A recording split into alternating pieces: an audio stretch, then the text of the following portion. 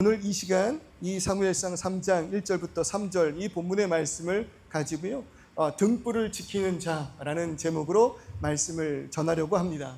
여러분, 우리 지난 시간 함께 나누었던 새해 첫 말씀을 기억하시죠? 여호와는 나의 목자시니 네, 그걸로 충분합니다.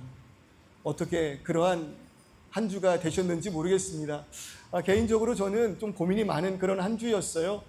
여러 가지 제가 해결해야 되고 고민해야 되는 일들이 있어서 그것이 약간 스트레스가 좀 되더라고요.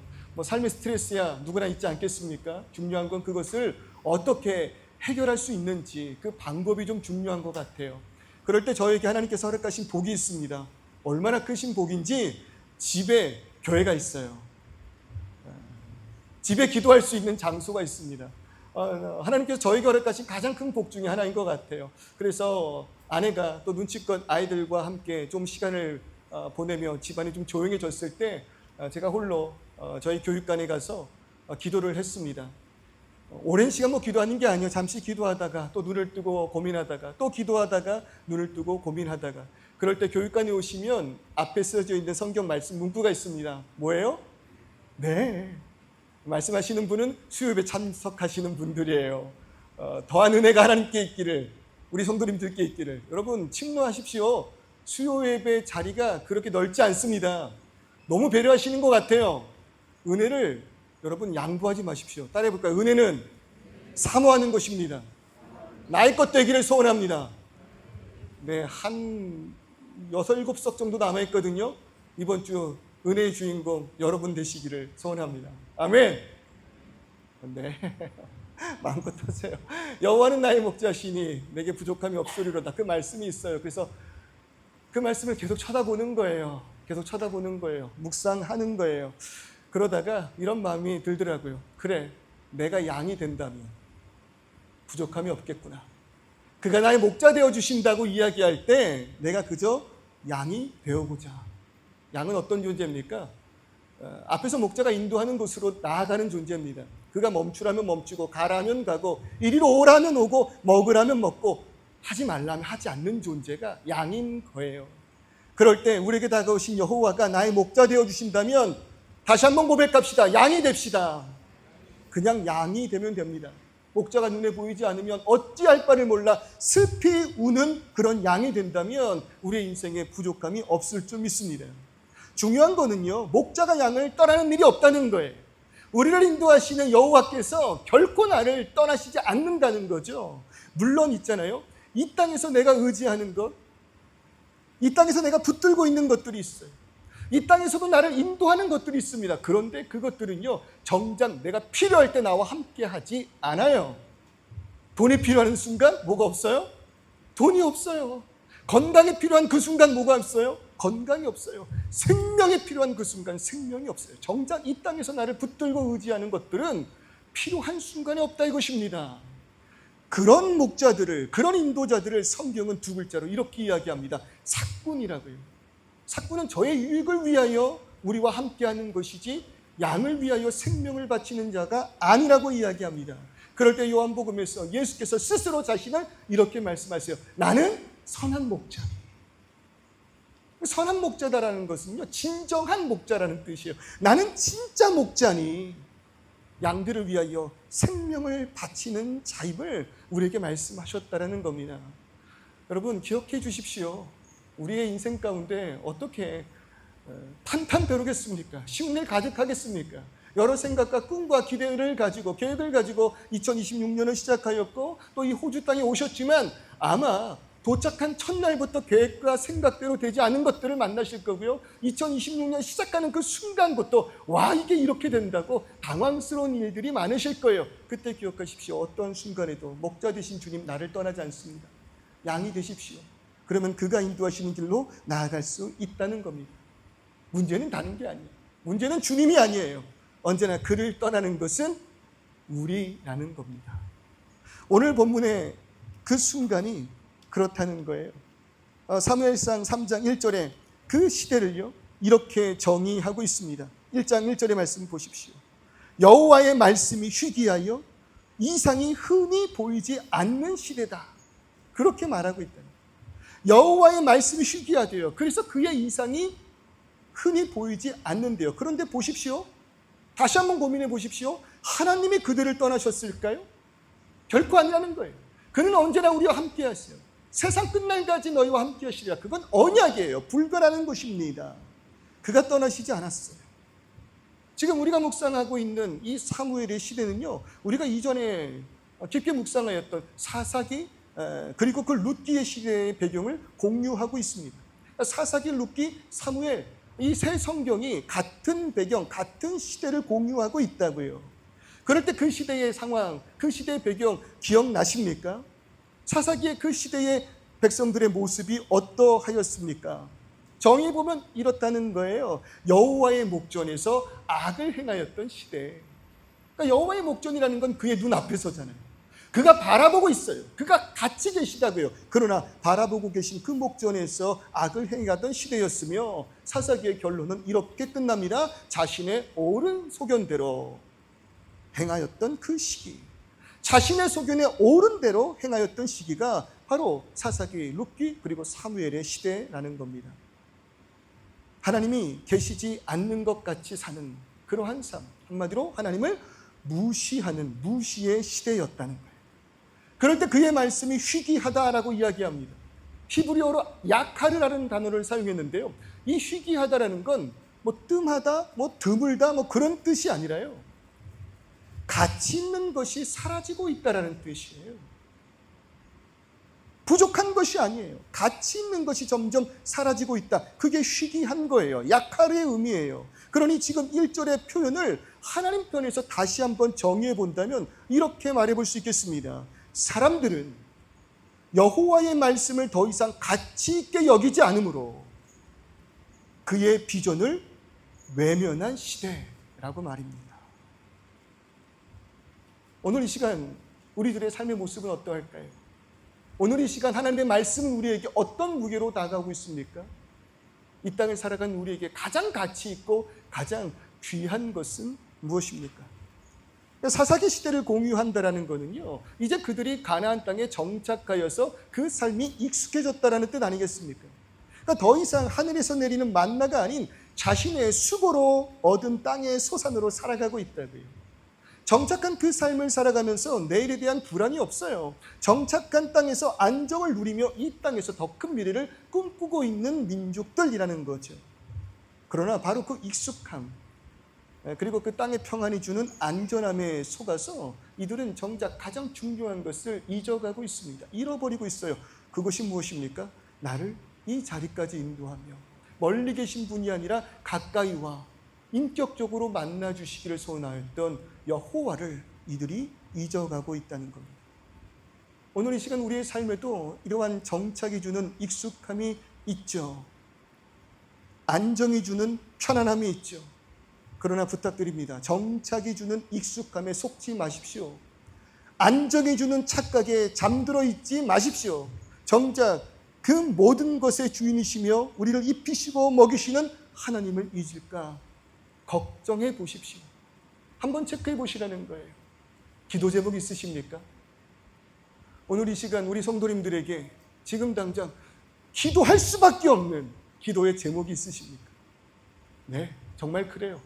우리의 삶이 어느덧 정착함으로 인하여 안정의 단계에 이르렀습니다. 그래서 누군가 내가 당신을 위하여 기도할게요 라는 그 질문에도 우리 입술을 통하여 네, 이것을 위하여 기도하고 있습니다. 내 삶 가운데 이러한 문제를 위하여 기도하고 있습니다. 더 이상 이야기하지 않아요. 그러니 그냥 가족 건강 위해 기도해 주세요. 사업을 위해 기도해 주세요. 요즘은 괜찮은 것 같아요. 참 평안해요. 여러분 속지 말라 이것입니다. 우리의 인생 가운데 기도할 것이 없으므로 하나님 없이도 나의 인생 아무 문제 없다고 여기고 있다면 여러분 오늘 이 시간 여전히 이 땅의 속임에 꼬인 사단의 손에 붙들린 나의 모습이 아닌가 긴장해 보시라는 거예요. 그럴 때 반대로 오늘도 여전히 기도할 수밖에 없는 상황에 계신다면, 기도의 제목이 우리 가운데 차고 넘친다면 기도할 수 있음에 감사하시기를 주님의 이름으로 축원합니다. 그것이 아프고 힘들고 어려운 일이라 할지라도 여전히 기도할 수 있음에 하나님은 응답하시고 나와 함께 하시니 그것이 나의 그럼에도 불구한 감사의 이유라는 것이에요. 여러분, 하나님 언제나 그들 가운데 계십니다. 단 한 번도 떠나지 않으셨다라는 거예요. 물론 그들에게 다가오사 아브라함처럼 또 야곱처럼 모세처럼 그들에게 직접 말씀하시지는 않지만 시내산에서 모세를 통해 이미 율법이 주어졌습니다.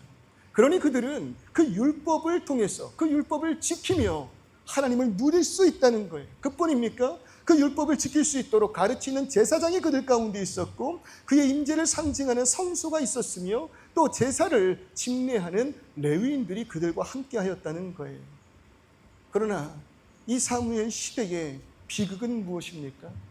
그 비극을 표현해 보자면 예배가 무너졌다는 거예요. 율법이 있습니다. 말씀이 있습니다. 제사장이 있습니다. 집례하는 레위인들이 있습니다. 성소가 있습니다. 그러나 제사의 형식은 존재하나 경배가 없어요. 몸은 성소에 있지만 삶은 하나님 앞에 서 있지 않다는 겁니다. 제단은 남아있지만 그 제단 앞에서 번제물을 드리며 하나님 앞에 엎드려지는 순종은 사라졌어요. 여러분, 예배가 없는 것이 아닙니다. 우리 인생 가운데 예배가 사라짐으로 문제가 시작된 게 아니에요. 이 예배가 하나님을 향한 예배가 아닐 때 그때가 문제인 것입니다. 우리들의 오늘 이 시간 그 삶 가운데 허락하신 너무나도 무한한 그 은혜로 인하여 많은 예배를 드려가고 있는 오늘이지만 묵상해 보세요. 나의 예배는 오늘 이 순간 이 자리에 나의 마음은 이 자리에 앉아 저를 바라보고 있으나 누구를 향하고 있는가? 예배가 없는 것이 문제가 아니라 이 예배의 대상, 그 하나님을 향한 예배가 아니라면 우리는 예배를 드리기 위하여 교회 안에 있으나 예배 바깥에 있는 비극을 맞이한다라는 겁니다. 이러한 민족들의 모습은요, 여러분, 우연히 나타나는 것이 결코 아니에요. 어느 날 갑자기 그들의 그 마음 가운데 하나님을 떠나고자 하는 그 사단의 유혹으로 인하여 하나님을 떠나버린 백성의 모습이 아닙니다. 과정이 있어요. 그리고 그 과정 가운데 우리가 지켜볼 수 있는 그 표가 무엇입니까?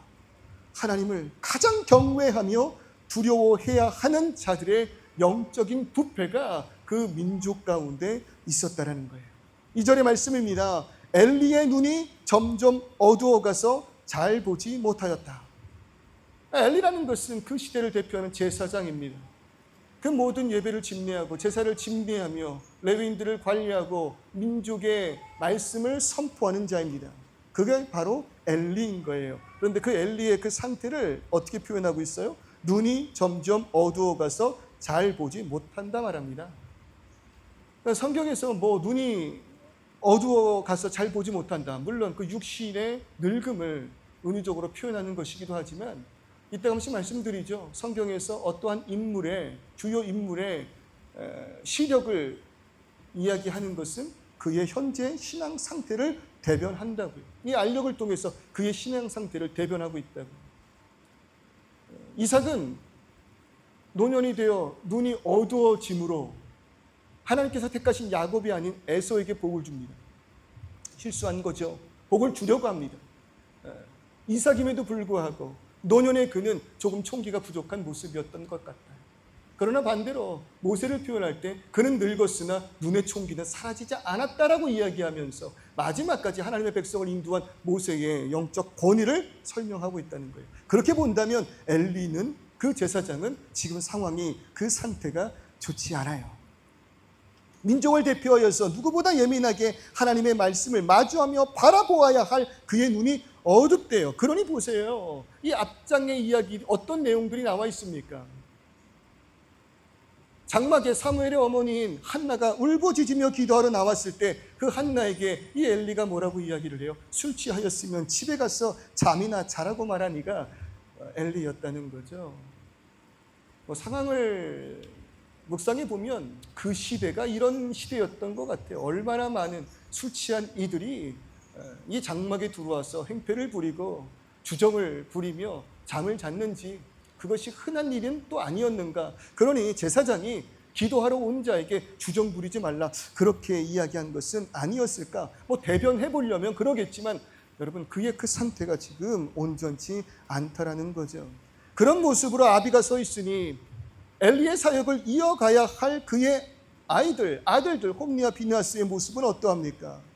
극심한 부정과 부패 그리고 타락의 모습으로 이 두 아들들이 여호와 앞에 서 있는 거예요. 그들은 어떤 짓을 저질렀어요? 성전에서 여인들을 겁탈하였고 또 하나님의 것으로 자신의 탐욕을 세웠다는 것입니다. 무엇보다 그 말씀을 가볍게 여겼어요. 문제는 이들의 그 문제 너무 심각함에도 불구하고 멈추지를 못해요. 멈추려 하는 자들이 없어요. 아들들의 죄악 가운데 엘리는 그 모습을 내버려 두었다라는 것이죠. 사무엘상 3장 13절의 말씀을 보니까 이러합니다. 이는 그가 아는 죄악으로 말미암음이 그의 아들들이 스스로 저주를 불러왔을 때 그가 금하지 아니하였음이니라. 사무엘상 3장 13절의 이야기예요. 엘리의 집을 심판하세요. 그 아들들을 심판하세요. 그 아들들이 자신들의 죄악을 알매도 불구하고 그리고 아비가 그들의 죄를 알매도 불구하고 그 누구도 훈계하는 자가 없었다라는 겁니다. 비극이죠. 잘못을 빨리 자리 잡지 않으면 그 잘못된 행동이요 보편화됩니다. 문제는 잘못이 아니에요. 누구나 실수할 수 있잖아요. 누구나 넘어질 수 있잖아요. 다만 그 순간 훈계가 없음으로 인하여 더 이상 내가 죄를 지은 것을 인식하지 못하게 되고 침묵함으로 인하여서 죄를 일상의 기준으로 만들어 버린다라는 것이 문제입니다. 그럴 때 우리가 한 공동체로 모였습니다. 다른 목적이 아닙니다. 예배하기 위해서, 성도로 더욱더 온전히 세워지기 위해서, 말씀을 향하여 나아가기 위하여, 협력하기 위하여 모였습니다. 그럴 때 이 교회 안에서는 아닌 것은 아니라는 외침이 있어야 한다는 겁니다. 침묵하지 마십시오. 목회자가 무너져 간다면 침묵하지 마십시오. 소리 높이십시오. 찾아오십시오. 잘못된 길을 가고 있다고 말씀하십시오. 마찬가지입니다. 이 교회 안에서 자라는 우리 아이들, 그 아이들이 하나님 보시기에 악을 행하며 나아가고 있다면 누구든지 그 아이의 잘못을 훈계하였으면 좋겠습니다. 그럴 때 우리 부모님들은요, 내 아이가 누군가에 의하여 말씀의 교정을 받는 그 순간을 감사히 여기셨으면 좋겠어요. 와, 내 아이를 사랑하시는구나. 다만 그 훈계가 어른의 감정과 어른의 삶의 그 지혜와 개념으로 훈계하면 안 된다는 거죠. 그리고 아이에게 직접 말하기보다는 부모와 함께 사랑으로 그 아이의 신앙을 이야기할 수 있어야겠습니다. 좀 우리 안에서 그런 이해가 있었으면 좋겠어요. 감히 내 아이에게, 여러분, 나에게는 세상 중심이 아니지만 그 아이가 이곳에서 중심은 결코 아닙니다. 맞죠? 네, 맞습니다. 우리 가정에서 가장 귀한 보물이지만 사회 구성원으로서 하나님 나라의 한 백성으로서 우리는 그 말씀 안에서 온전히 서야 할 의무가 분명히 있다라는 거예요. 제사를 인도해야 할 이런 상황에서 엘리와 그 자녀들은요, 아무도 그들을 붙들어주고 아무도 그 아들들에게 잘못을 이야기하지 않음으로 인하여 완전히 무너져 버렸다 이것입니다. 그게 민족의 가장 큰 비극이에요. 우리를 어둠 가운데에서 말씀을 통하여 빛으로 인도해야 할 인도자들이 무너져 버렸다라는 것. 사실 이 본문을 가지고 설교를 준비하는 과정이요, 좀 마음이 좀 많이 힘들었었어요. 지난 한 주간 그 짧은 시간 동안에도 많은 후배들에게 영감과 도전을 주었던 목사님이 또 은퇴 이후에 그런 불명예스러운 모습으로 인해서 많은 비판을 받았기 때문에, 그리고 또 얼마 전에는 세계적인 명성이 있는 목회자이자 작가였던 또 한 분이 8년이라는 시간 자신이 불륜을 저질렀다 스스로 고백하며 무너져 버렸으니까요. 그런 소식을 들으면은요, 느끼는 솔직한 심정은 공포스러워요. 굉장히 공포스러워요. 너무 기라성 같은 그런 목사님들이 왜 그러시는 거지? 왜 이렇게 되는 것이지? 그렇게 무너져가는 그 모습을 보면 공포스러워요. 나는 이겨낼 수 있을까? 저런 분들도, 그런 말씀을 선포하시며 인생을 살으셨던 분들도 한순간에 무너지는데 나는 이겨낼 수 있을까? 두려움이 솔직히 있다라는 거예요. 얼마 전에 저희 부모님 은퇴하셨잖아요. 그 은퇴식을 보는데 제 마음에 들었던 감정은 부러움이었어요. 와, 40년 가까이 되는 목회를 한 교회에서 저렇게 마치시고 성도들의 박수 속에서 은퇴를 할 수 있다는 것, 물론 아쉬움은 있을 수 있겠지만 그 자체가 저에겐 너무 부러운 거예요. 나는 할 수 있을까? 나는 그 시기, 그 과정을 오직 주만을 붙들며 나아갈 수 있을까? 너무나도 두렵다라는 거죠. 그러니요, 너무 목사를 믿지 마십시오. 너무 저를 믿고 저를 의지함으로 인하여 저 때문에 쓰러지고 상처받고 실망하지 마세요. 그리고 목사만을 너무 손가락질하면서 욕하지도 마세요. 반대로 말하자면요, 지금 이 시대는요, 그런 목사들도 쓰러지는 시대입니다. 그 목사님들의 그 인생이 처음부터 거짓이었을까요? 결코 그렇지 않습니다. 여기 계신 그 어떤 분들보다도 주를 사랑하고 주님 안에서 헌신과 희생과 능력을 가지고 나아가셨던 분들 아닐까요? 그런데 지금 시대는 목사들도 쓰러지는 시대예요. 목사들이 쓰러지고 교회가 무너지는 이야기가 들리는 그런 순간이에요. 비판의 소리가 차고 넘칩니다.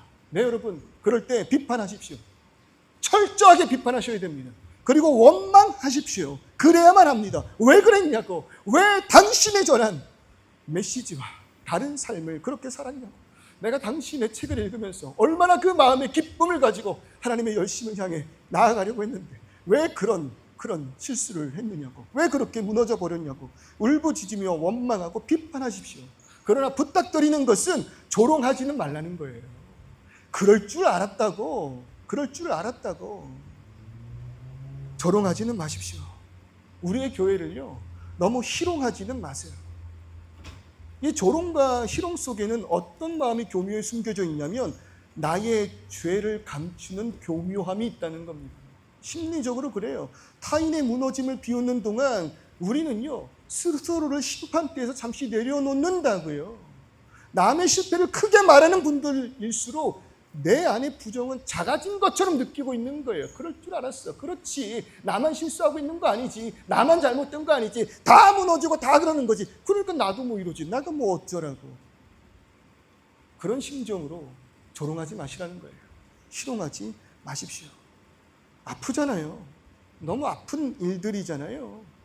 한 시대의 지표가 되는 기라성 같은 목회자들이, 그리고 대표되는 교회들이 무너진다는 것 너무 아프고 힘든 일이잖아요. 그러니 어떻게 조롱할 수 있겠습니까? 너무 아픈데. 그렇다고 포기할 수 있겠습니까? 아닙니다. 그럼에도 불구하고 우리는 포기해서는 안 됩니다.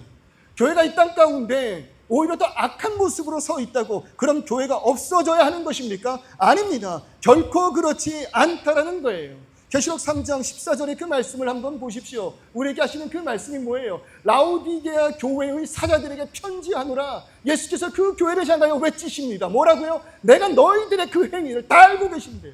우리가 말하지 않아도 주님께서 그 교회에, 그 목회자의, 그 성도들의 부정을 이미 다 알고 계신다 말하고 있는 것입니다. 그 비판이 뭐예요? 차지도 아니하고 뜨겁지도 아니하도다. 온전히 하나님만을 향해 나아가는 것도 아니고 온전히 배교자가 된 것도 아니고 가운데 결쳐져서 스스로는 예배하고 있다고 착각하나 내 신은 배요, 나의 충족을 위해서 예배하는 것들아. 그런 너희들을 뭐하고 싶으시대요? 내 입에서 너를 토하여 버리고 싶다. 그게 예수님의 교회를 향한, 부정한 교회를 향한 외침이었다는 거예요. 그런데 보십시오. 그 다음 페이지 넘겨주세요. 뭐라고 말씀하세요? 그럼에도 불구하고 예수께서 그 교회를 뭐라고 표현하세요? 내가 사랑하는 자를 책망하신대요. 그럼에도 불구하고 그 교회를 예수께서 사랑하고 계신대요. 열심을 다하여 외치신대요. 회개하라고, 나에게로 돌아오라고. 그러면서 하시는 그 말씀, 볼지어다 내가 문 밖에 서서 계속 두드리고 있을 거야. 잘못된 그 길로 나아가 무너져 낭망한 자리에 있는 너를 계속 두들기고 있을 거야. 수치스럽겠죠. 사람들 앞에서 그 모습 부끄럽겠죠. 그럼에도 두드리고 있겠대요. 그 가운데서도 내 손을 잡고 다시 일어나라 말씀하고 있는 거예요. 그러니 사랑하는 성도 여러분, 주님께서도 포기하지 않는 교회를 포기하지 마시기를 주님의 이름으로 축원합니다. 그는 결코 우리를 포기하지 않습니다. 결코 나를 내버려 두지 않으십니다.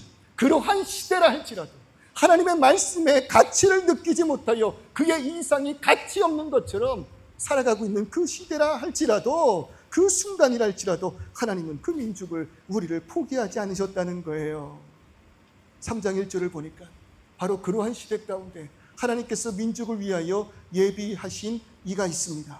아이 사무엘이 엘리 앞에서 여호와를 섬길 때에, 그러한 시대 가운데 하나님 예비하신 자가 누구라고요? 아이 사무엘입니다. 사무엘이 어떤 자예요? 그의 어미 한나의 울부짖는 기도 가운데 허락하신 아이였습니다. 한나에게 문제가 있었어요. 아이를 잉태하지 못했어요. 그리고 성경은 그 태를 하나님께서 막으셨다 말합니다. 왜요? 마땅히 아이를 출산해야 할 그 어미의 뱃속에 아이가 없는 그 상태가, 생명이 없는 그 상태가 지금 나를 떠난 너희들의 모습이다, 이스라엘의 모습이다 깨달아 알게 하시기 위하여.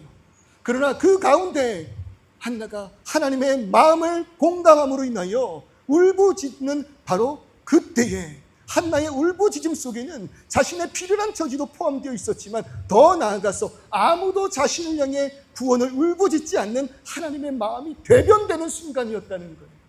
그리고 그때 하나님께서 한나에게 아이를 주사 그 사무엘을 통하여 하나님과 끊어져 버린 민족의 관계를 다시금 연결하고자 마음 먹으신 것 아닙니까? 그러니까 사무엘은 이제 아무도 찾지 않는 하나님을 향해 손을 내밀게 될 것입니다. 그런데 보세요. 그런 사무엘이 지금 당장 할 수 있는 것이 무엇이냐는 거예요. 알겠는데 그런 사무엘이 지금 당장 할 수 있는 것이 무엇인가? 성경을 보니까 그를 아이라고 표현합니다. 유대의 역사가 요세푸스는 그래서 그 사무엘의 나이, 이 아이 나이를 12살이라고 기록하고 있어요. 12살. 초등학교 한 5학년 정도예요. 저희 둘째 정도 되는 그런 나이인 거예요. 그 아이가 무엇을 할 수 있겠습니까? 그 아이가 가정에서, 그 아이가 학교에서, 그 아이가 교회와 이 땅에서 할 수 있는 것이 무엇이 있겠어요? 그리고 그 아이가 지금 서 있는 곳이 어디입니까? 1절에 그 말씀 보세요. 사무엘이 누구 앞에 서 있대요? 엘리 앞에 서 있대요. 엘리의 영향력 안에 있다는 뜻이에요. 무너진 제사장의 영향력 아래에 지금 사무엘, 그 어린 사무엘이 있어요. 그리고 그의 아들들 홈리와 비냐스, 완전히 무너져버린 그 형제가 사무엘을 지도하고 있습니다. 한마디로 이 타락한 세상 속에서 살아가고 있다는 거예요. 무슨 희망이 있습니까? 여러분, 우리 자녀들 보세요. 희망이 있습니까? 우리 자녀들이 살아가는 시대, 우리와 너무 달라요. 마음만 먹으면 하나님보다, 아니 마음 먹지 않아도 자신들이 바라보는 이 세상에 하나님의 말씀의 가치는 아무 쓸모없는 그런 시대인 것 같다고요. 얼마나 큰 유혹이 있는지, 얼마나 큰 그 아이들에게 신앙의 어려움이 있는지 몰라요. 엘리 앞에 서 있는 사무엘이나 세상 속에 있는 우리 아이들이나 다른 것이 하나도 없다고요. 그런데 보십시오. 중요한 건 무엇입니까? 사무엘이 엘리 앞에서 있으나, 세상 안에 있으나, 그러나 그가 누구를 섬기고 있다고요? 여호와를 섬기고 있다는 겁니다. 세상 속에 있으나 사무엘은 여호와를 섬기고 있다는 거예요. 우리 아이들이 세상 속에 있으나 여호와를 섬기는 아이들 되기를 주님의 이름으로 축원합니다. 우리 아이들이 이 세상의 모든 그들의 유익과 이 땅의 유혹에 넘쳐나는 그 충만 안에 마음을 빼앗길 수 있는 상황이지만, 그러나 부모의 기도 가운데, 교회의 열심 가운데, 부르짖는 그 외침 속에서 여호와를 섬기는 자리에 있기를. 사무엘은요, 그러한 세상 속에서도요, 하나님의 말씀의 무게를 아는 자로 살았던 거예요. 하나님의 말씀을 들을 수 있는 그 자리에 머물렀던 자인 거예요. 지금은 아무것도 할 수 없는 아이지만 하나님 앞에서 준비되어 가고 있습니다. 묵상해 보는 거예요. 아니, 얼마나 부르실 리가 없고 얼마나 쓰실 리가 없으면 아이 사무엘을 부르실까? 이 주는 교회 성장의 배경에는 저는 그런 하나님의 울부짖음의 통곡의 심령이 있을 거라고 여깁니다.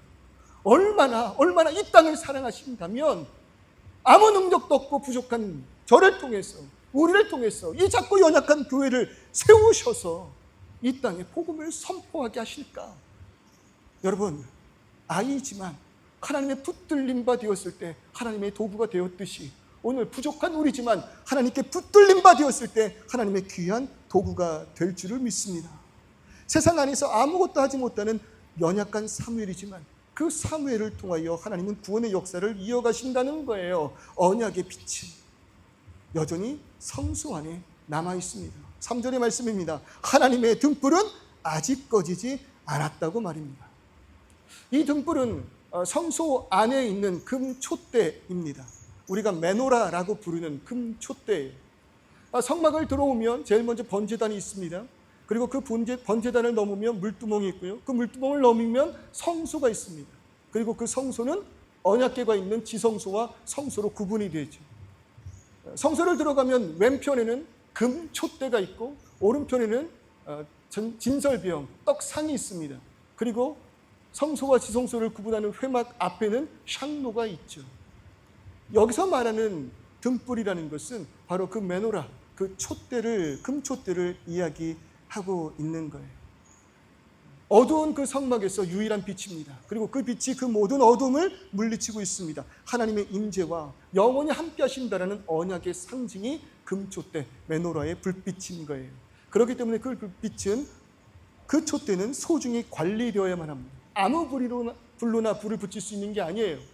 하나님께 번제를 올려드렸을 때 하늘로부터 떨어진 그 불, 그 번제단을 태운 불로 메노라의 촛불을 밝힐 수 있습니다. 그리고 무엇보다도 레위기 6장 12, 13절의 그 말씀을 보면 이 불은 절대로 꺼트려서는 안 되는 거예요. 왜요? 우리 가운데 임재하고 계신다, 영원히 함께 하신다라는 언약의 상징이기 때문에 꺼트려서는 안 되는 것입니다. 그래서 제사장들은요, 번갈아 가면서 이 촛대의 기름을 관리해야만 하는 거예요. 그러면 묻게 되는 거죠. 이런 시대 속에서 누가 이 기름을 관리했을까? 2절의 말씀을 보니까 엘리는 눈이 어두워졌어요. 그래서 밤이 되니까 뭐예요? 자기 처소에 가서 누워버렸다고요. 군대 가서 혹시 야간 근무를 서보신 분 계십니까? 3교대, 4교대로 계속해서 우리가 지켜야 할 곳을 빠짐없이, 빈틈없이 지켜야 하는 것처럼 이 메노라의 촛불을 제사장들은 그렇게 유지해야 한다는 거예요. 그런데 엘리는 뭐예요? 그것을 대표해야 된 엘리는 처소에 들어가서 자버리는 거예요. 그러면 그의 아들들이 이 일을 행하였겠구나. 아니요. 아들들은 어땠어요? 금으로 만들어진 그 촛대를 팔아버리지 않은 것만으로도 다행인 그런 상황 아닙니까? 그럴 때 이 메노라의 등불이 아직 꺼지지 않은 그 이유를 성경은 그냥 이렇게 말하고 있는 거예요. 사무엘은 하나님의 궤에 있는 여호와의 전안에 누웠더라. 이 장면을요, 막 과도한 상징이나 알리고리적인 그런 해석을 더할 필요가 조금도 없어요. 특별한 해석의 필요가 없는 본문이라고 생각해요. 이유는 단순해요. 사무엘이 이 성소에 누워있는 이유는 다른 것이 아니에요. 메노라의 그 불빛을 꺼트려서는 안 되었기 때문입니다. 왜요? 하나님께서 말씀하셨잖아요. 하나님께서 이 불빛을 꺼지지 않게 하라고 말씀하셨잖아요. 유일하게 그 가운데 사무엘만이 하나님의 말씀의 무게를 가지고 그 자리에 엎드려져서 이 불빛만큼은 꺼뜨리지 않기 위하여 집에 들어가지 못하고 숙소로 나가지 못하고 성막 가운데 엎드려 잠이 들었다라는 것입니다. 12살짜리 사무엘이. 그 아이가 했어야 할 일이 이것뿐이었겠습니까? 아니요. 진설병 준비해야 했을 거예요. 번제도 도와했어야 했을 거예요. 촛대를 정돈하고 성막을 청결히 유지하는 일도 했어야 될 거예요. 돕는 이들이 있었겠지만 사무엘의 그 두 아들이 얼마나, 엘리의 두 아들이 이 사무엘을 얼마나 괴롭혔을까요? 그러나 그럼에도 불구하고 그 불만큼은 꺼뜨리지 않으려고 했다는 거예요. 12살 아이의 책임이 아님에도 불구하고 내 책임이 어디 있습니까? 하나님의 말씀을 지키기 위한 열심이었다는 거죠. 하나님의 말씀이 희귀하던 그 시대에 사무엘에게는 그 어떤 사역보다, 그 어떤 역할보다 하나님의 말씀이 가장 가치 있는 것이었기 때문이에요. 그래서 하나님은 말씀을 가볍게 여기지 않던 한 아이를 통해서 자신의 빛, 자신의 임재를 지켜내셨습니다. 다르게 표현해 보자면요, 사무엘 입장에서는 아무도 관심 없는 메노라의 불빛을 지켜나감으로 인하여 죄악 가운데 하나님을 붙들고 있었다는 거예요. 하나님은 그런 자를 쓰십니다. 사무엘은요, 언제나 상황과 분위기, 환경에 휩쓸리지 않고 고집스럽고 미련할 만큼 그 일을 행하였습니다. 아니, 누가 본다고요? 그 일을 누가 인정한다고요? 그리고 또 사무엘이 한 일이 뭐 대단한 것입니까? 뭐 그가 뭐 설교하며 위대한 결단을 선포했습니까? 아니요, 그러지 않아요. 그냥 어떠한 환경과 상황 속에서도 감정과 처지와 서운함과 억울함 왜 없겠습니까? 12살짜리 아이가. 그럼에도 불구하고 그저 등불 꺼지지 않도록 그 자리를 지킨 이가 사무엘이라는 겁니다. 그럴 때 오늘 스스로 우리의 심령 가운데 질문해 보았으면 좋겠어요. 나는 오늘 예배에 무게를 두고 있는가? 이 순간의 가치를 드러내고 있는가?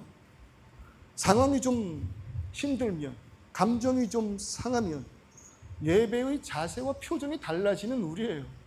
예배 드릴 때 어떤 분 보면 와, 기분 좋은 일 계시는가?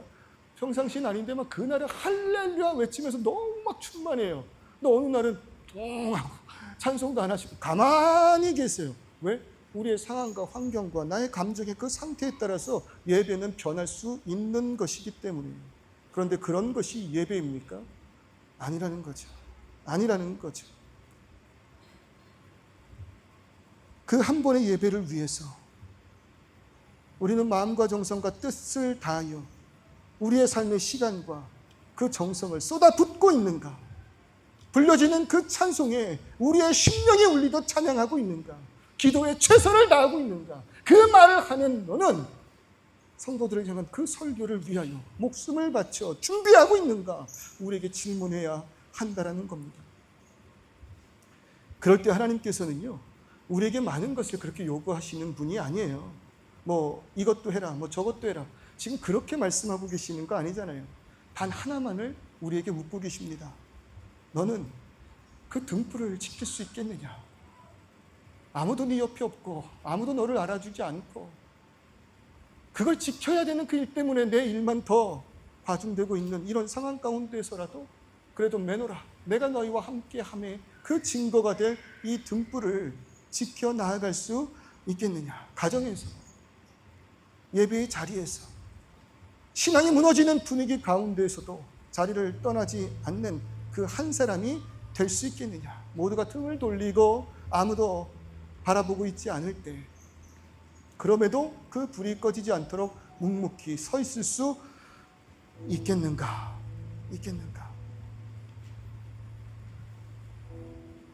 그러면 하나님의 소망이, 하나님의 그 영광이, 하나님의 임재가 우리를 떠날 리 없다는 것입니다. 그러니까 이런 설교를 하면 사실 우리 성도님들이 굉장히 부담을 느끼세요. 사무엘처럼 다른 일도 바빠 죽겠는데 와, 저 불 꺼지면 어떡하지 막 염려하면서 기름 없는 걸 확인하고 말 동동 불리면서 그 시간 쪽에서 또 기름 떠와서 기름 붓고 있는 사무엘의 모습을 생각해 보세요. 그 어린아이가 부모가 왜 그립지 않겠습니까? 내가 아니면 이 밤중에 가릴 사람이 없기로 그냥 그 처소에서 엎드려 있을 수밖에 없는 사무엘, 눈물 흘리며 답답해하고 있지 않겠냐고요. 얼마나 내 할 일이 많은데. 그래서 이런 설교를 하면 와, 더 헌신해야 되는 거야? 더 일하라는 거야?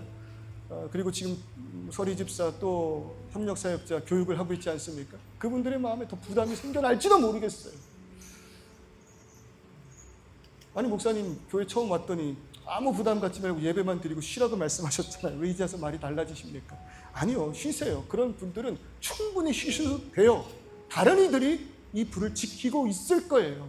그러나 누군가가 도와야 한다는 것입니다. 조금 더 마음 가운데 하나님의 은혜와 그 평안으로 인하여서 여유가 좀 생기신다면 얼른 달려와 사무엘을 좀 깨워주십시오. 그리고 좀 들어가 자라고 이야기해 주십시오.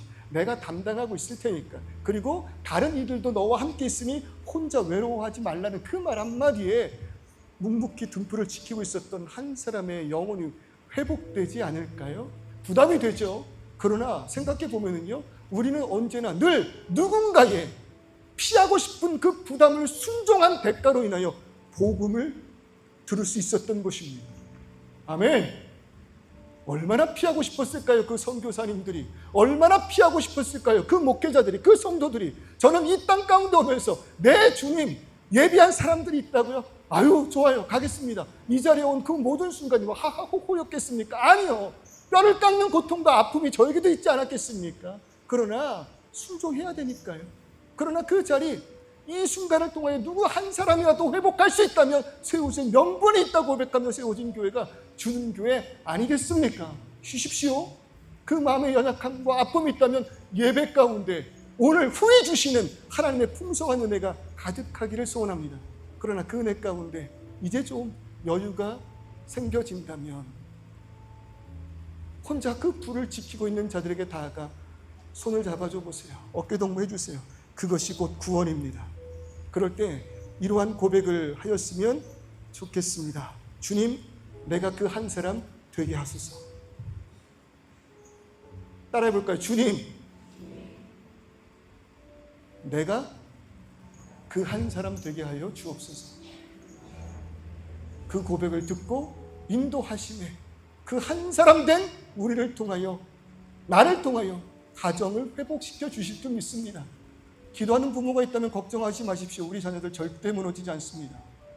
기도하는 부모가 있다면, 기도하는 교회가 있다면 이 땅, 이 민족 절대 무너지지 않습니다. 그러니 그 한 사람 내가 되기를 간절히 고백하였으면 좋겠어요. 우리 함께 찬송해 볼까요?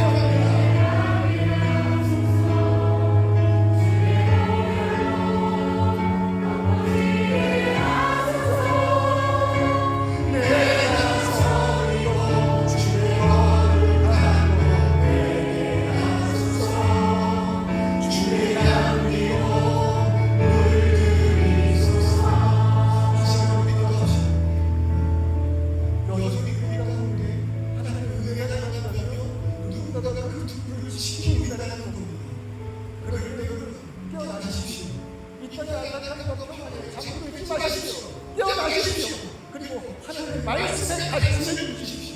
그 무게를 붙들고 나아가십시오. 어떤 남자가 예배하고 있는 분이 있습니다. 그들도 한 번 예배하십시오. 주님께 부르짖으십시오. 그러니 그 한 사람을 통하여 기도하는 나를 통하여 내 남편이 아내가 붙들 것입니다.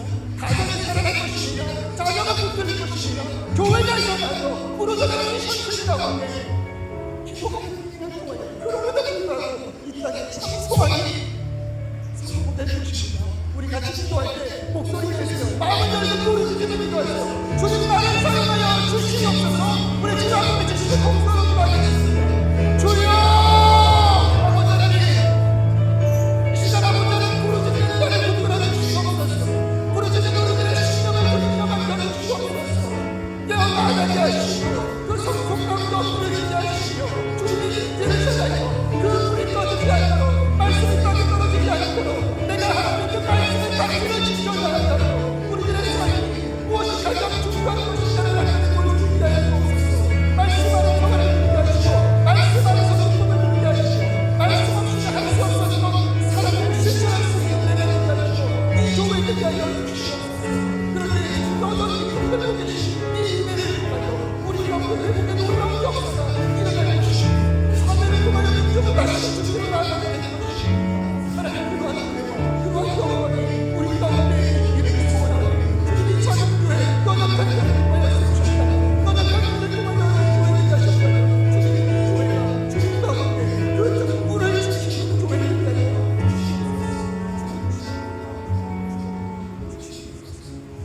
그럼에도 불구하고 연약한 나를 부르신 것에는 주의 무한하신 사랑과 이 땅을 향한 사랑이 있음을 깨닫습니다.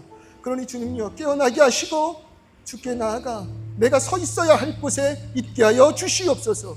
삶을 통하여 말씀의 가치를 드러내는 부모가 되게 하시고 직분자 되게 하시고 목사 되게 하셔서 교회 되게 하셔서 주님 방황하는 이들이 이 세상에서 가장 귀한 것이 우리가 붙들고 있는 가장 귀한 가치 예수 그리스도임을 세상이 알게 하여 주시옵소서. 주님 우리를 사용하실 때 충분히 사용하심으로 인하여 우리의 힘든 상황 속에 능력 활약하시고 할 수 없었다 여길 때 그 일을 행하는 그 놀라운 일을 통해 주님이 우리와 함께 하심을 깨닫는 주는 교회 되게 하여 주시옵소서. 부르짖는 자들을 먼저 사용하시고 그들의 헌신을 기뻐 받아 주시옵소서. 예수 그리스도의 이름으로 기도드립니다.